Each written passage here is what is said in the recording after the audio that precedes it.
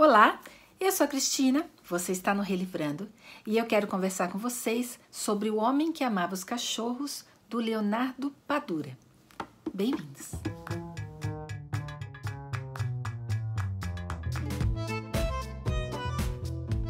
O Homem que Amava os Cachorros foi escrito pelo Leonardo Padura em 2009. Esse é um escritor cubano, então, portanto, esse livro preenche um requisito do meu projeto Viajando Entre Livros para um escritor cubano e também o Desafio Livrada 2018, um escritor sul-americano. Então, vocês podem conferir, eu vou deixar aqui o link na descrição do vídeo, link para esses dois projetos, inclusive quando eu já falo o resultado do Desafio Livrada 2018, ou seja, tudo aquilo que eu li.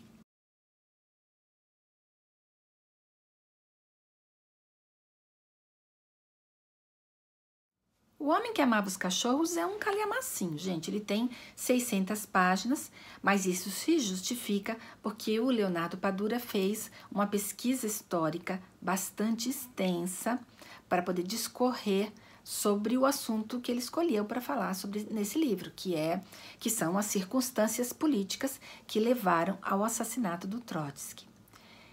Ele vai fazer isso, na minha opinião, de uma maneira fenomenal, tá? Ele vai contar pra gente quem foi o Ramon Mercader, que foi o assassino do Trotsky, né? Então ele vai contar em detalhes quem foi essa pessoa.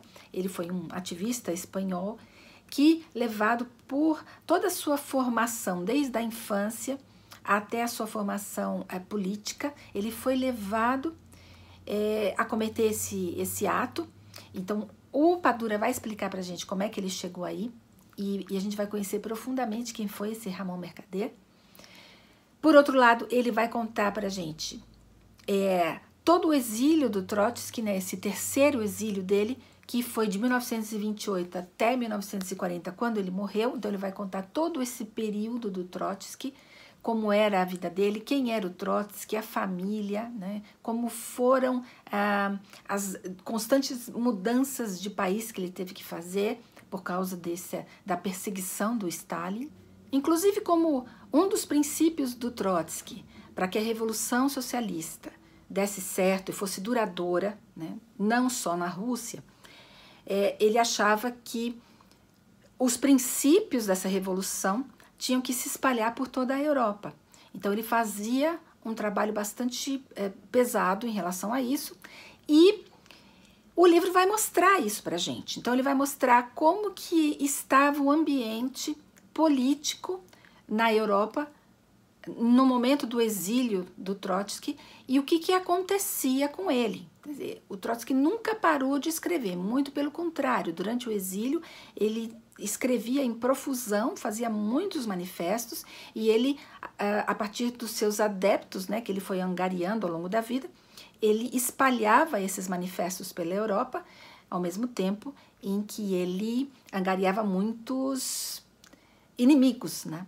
E a maneira como ele constrói a vida desses personagens é que eu achei muito interessante, porque ele coloca nessa história um terceiro personagem, que é um rapaz cubano que vive numa Cuba pós-revolução, portanto, uma Cuba comunista. Então, ele vai sobrepondo a história desses três personagens, né, intercalando a história deles e nos mostrando as motivações políticas, intelectuais e de sobrevivência de cada um desses personagens. Ao longo do livro todo, a gente vai encontrar várias reflexões de cada um dos personagens. Eles vão fazer reflexões políticas, né? No caso do Trotsky, a gente vai encontrar tanto em primeira pessoa quanto em terceira pessoa. E se vocês me permitirem e tiverem um pouquinho de paciência, eu gostaria de ler um trecho para vocês de uma reflexão feita aqui em terceira pessoa.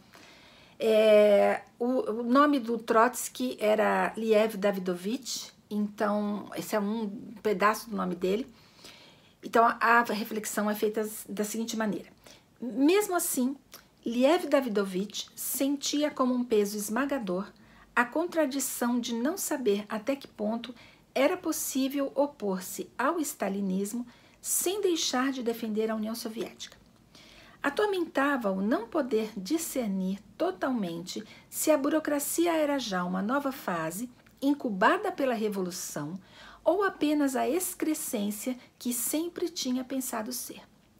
Precisava se convencer de que ainda era possível marcar uma distância qualitativa entre fascismo e stalinismo, a fim de tentar demonstrar a todos os homens sinceros, abatidos pelos golpes baixos da burocracia termidoriana, que a União Soviética conservava a derradeira essência da Revolução e que era essa essência que devia ser defendida e preservada.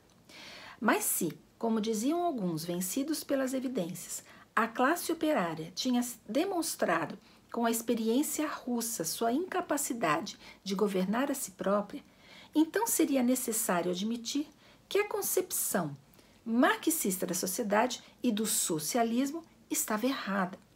E aquela possibilidade colocava-o perante o cerne terrível da questão. Seria o marxismo apenas mais uma ideologia? Uma espécie de falsa consciência que levava as classes oprimidas e seus partidos a acreditar que lutavam pelos seus próprios objetivos, quando, na realidade, estavam apenas beneficiando os interesses de uma nova classe governante?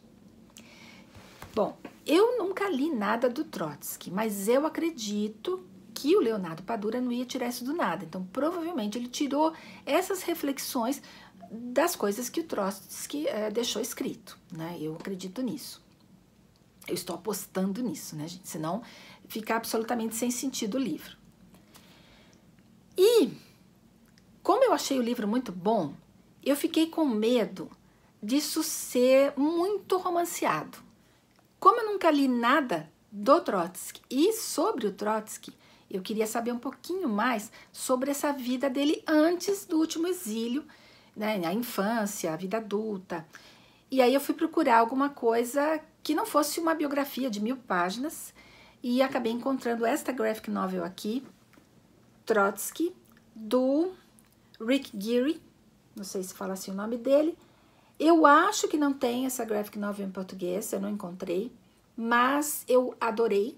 São 100 páginas que contam realmente toda a vida do Trotsky, reservando acho que 3 ou 4 páginas para falar sobre o assassinato, que eu não precisava mesmo, porque o livro do Padura esgota esse assunto.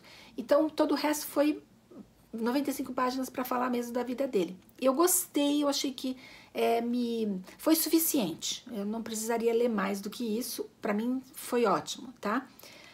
Sugiro, quem tiver acesso a essa graphic novel, ler, porque é muitíssimo interessante, mas obviamente não é necessária para que você entenda e goste, né, do Homem que Amava os Cachorros, porque é um livro por si só fenomenal.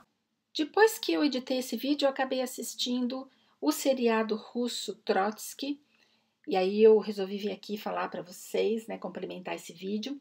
Eu gostei do seriado, visualmente ele é muito bonito, muito bem produzido, os personagens foram muito bem caracterizados, a época, as roupas. Vocês vão gostar, como eu gostei, aprender um pouquinho mais sobre quem era o Trotsky. A diferença entre o pensamento do Trotsky e do Lenin, o Trotsky menchevique acreditando que a revolução seria feita e comandada pelo proletariado, e o Lenin acreditando que ela seria feita pelo proletariado, mas comandada por uma elite burocrática. Eu achei que o personagem do Mercader, que é esse que vocês estão vendo aí, assim como o do Trotsky, e o Trotsky mais frequentemente até, foi um pouquinho caricaturado, tem algumas coisas assim que eu achei exageradas, mas isso não invalida o fato de que tem que assistir o filme com um espírito crítico, porque é uma produção realmente muito bonita e que vale a pena a gente conhecer, tá legal? Eu espero que vocês tenham gostado do vídeo, tenham se animado a ler esse livro, porque realmente é muito bom. Se vocês gostaram, deem um like. Cliquem no sininho para vocês poderem receber notificação de vídeos que saem nesse canal todos os sábados. Façam seus comentários, vamos conversar a respeito, quem leu, quem não leu, quem quer ler, tá bom? E boa semana para vocês!